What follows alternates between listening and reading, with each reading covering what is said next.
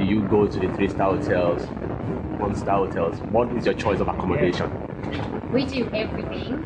So we have wild camped in the Sahara, Mauritania, and we use campsites a lot in Morocco. We really like camping, and we have all the gear to do that. And it does make it a lot easier with the dogs. But we use hotels sometimes. Sometimes you just need a break. You want a nice, comfortable bed, some air conditioning, and a shower, a bit of privacy.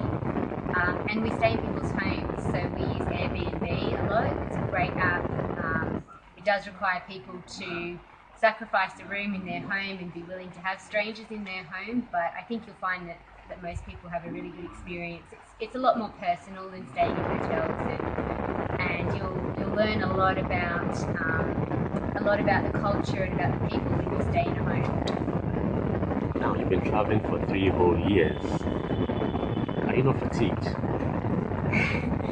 I'd say we're reaching a level of fatigue, and again with where we are being a little bit more difficult, and the heat it definitely is more fatiguing.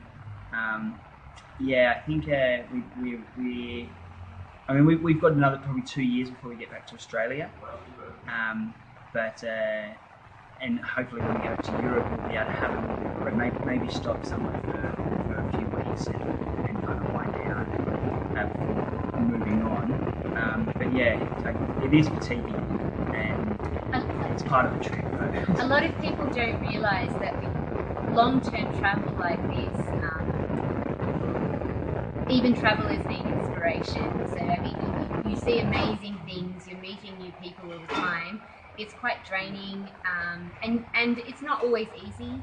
We definitely have challenging days. Sometimes it's because of the roads, or sometimes it's because of border crossings, or the bikes break down, or we're sick. These things happen, and it's a lot harder to deal with these things when you're not in your own environment, when you're in a country that you don't speak the same language, or there's all sorts of factors, and that's. Yeah, it takes a lot on those kind of days to remember why you're doing this, and but you know that the next day is going to be great. You do have bad days, and the next day is going to be great. But yeah, travelers need inspiration as well. And in these 3 years, have either of you taken ill? Do you carry medications? Yeah. We've had a few illnesses, but I think we get right into the local food and eat the street food, and I think that's part of it. You need to, if you were to avoid local food, and you'll be sensitive. You'll continue to be sensitive, but you build up a resilience as you eat local food, and that allows you. Definitely in the first 6 months, 12 months, we were getting sick quite a bit.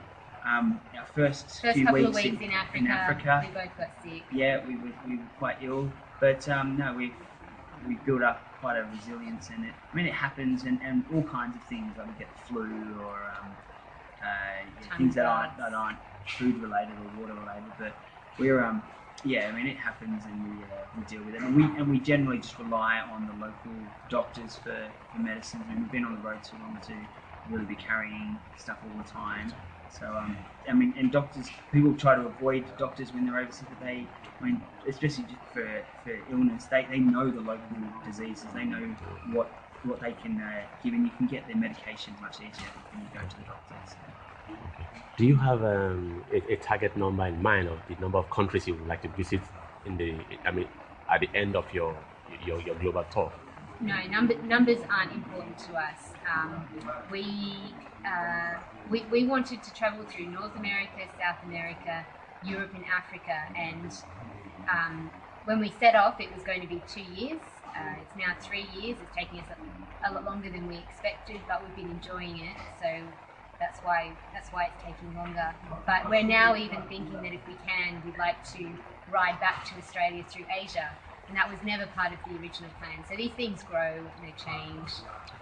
Yeah. Now, the question anybody who is watching you now will be asking is, how have you been funding all of this?